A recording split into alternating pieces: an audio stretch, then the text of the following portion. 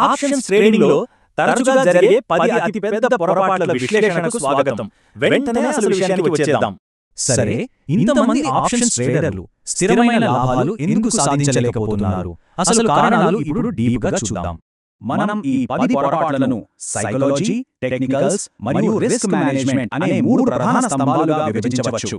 ముందుగా mind set, భయం, ముందుగానే ఒక అంచనాకు రావడం, లేదా ఫోమో, ఇవి మన ఎంట్రీలను దారుణంగా దెబ్బతీస్తాయి. ఇక్కడ సీక్రెట్ ఏంటంటే పూర్తిగా న్యూట్రల్గా ఉండాలి. కేవలం చార్ట్ చూపిస్తున్న డేటాను మాత్రమే నమ్మాలి, ఎమోషన్స్ కాదు. వరుసగా స్టాప్ లాస్ హిట్ అయ్యాక కోపంతో తీసుకునే ర్యాండమ్ ఎంట్రీలు ఒక పెద్ద విషవలయం లాంటివి. చాలా మంది ఉదయం అద్భుతంగా లాభాలు కొడతారు, కానీ ఓవర్ కాన్ఫిడెన్స్ తో మధ్యాహ్నం ఓవర్ ట్రేడ్ చేసి ఆ లాభాలని పోగొట్టుకుంటారు. దీనికి ఏకైక పరిష్కారం 2-3 చిన్న నష్టాలు రాగానే సిస్టమ్ ఆఫ్ చేసి బయటకు వచ్చేయడమే. ఇక రెండో భాగం టెక్నికల్స్. ఓటీఎం ఆప్షన్స్ కొనడం మరియు తప్పుడు స్టాప్ లాస్లు మన సెటప్ని ఎలా నాశనం చేస్తాయంటే, ఈ టేబుల్ చూడండి. డెల్టా వాల్యూస్ వల్ల ఏటీఎం ఆప్షన్స్ తో పోలిస్తే ఓటీఎం ప్రీమియమ్స్ చాలా నెమ్మదిగా పెరుగుతాయి.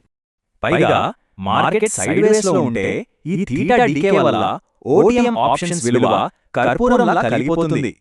అలాగే మరీ టైట్ గా స్టాప్ లాస్ పెడితే ఒక పొడవైన విక్ వచ్చి మనల్ని ట్రేడ్ నుంచి బయటకు గెంటేస్తుంది. కాబట్టి చీప్ ఓటీఎం వలలో పడొద్దు. స్టాప్ లాస్ ను ఎప్పుడూ సరైన స్ట్రక్చరల్ సపోర్ట్ లేదా రెసిస్టెన్స్ దగ్గర పెట్టాలి. ఫైనల్ గా రిస్క్ మేనేజ్మెంట్.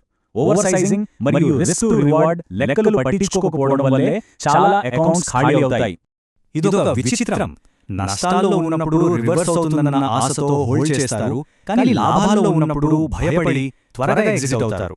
అందుకే మార్కెట్లో సర్వైవ్ అవ్వాలంటే 1:2 రిస్క్ టు రివార్డ్ అనేది ఖచ్చితంగా పాటించాల్సిన golden rule.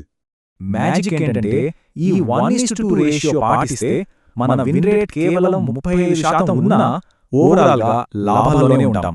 Limited position size వాడటం మరియు ట్రైలింగ్ స్టాప్ లాస్ ఉపయోగించడమే దీనిని ప్రాక్టికల్ గా అమలు చేసే విధానం. ఫైనల్ కంక్లూజన్: ఓడిపోయే ట్రేడర్ మార్కెట్ను చేస్ చేస్తాడు, కానీ విన్నింగ్ ట్రేడర్ చిన్న నష్టాన్ని యాక్సెప్ట్ చేసి లాగౌట్ అవుతాడు. ఇప్పుడు ఆలోచించాల్సిన ప్రశ్న, తదుపరి ట్రేడ్ ఒక పక్కా క్యాలిక్యులేటెడ్ ప్లాన్ ప్రకారమా లేక జస్ట్ ఒక ఎమోషనల్ గ్యాంబ్లింగ్గా? ఆలోచించండి.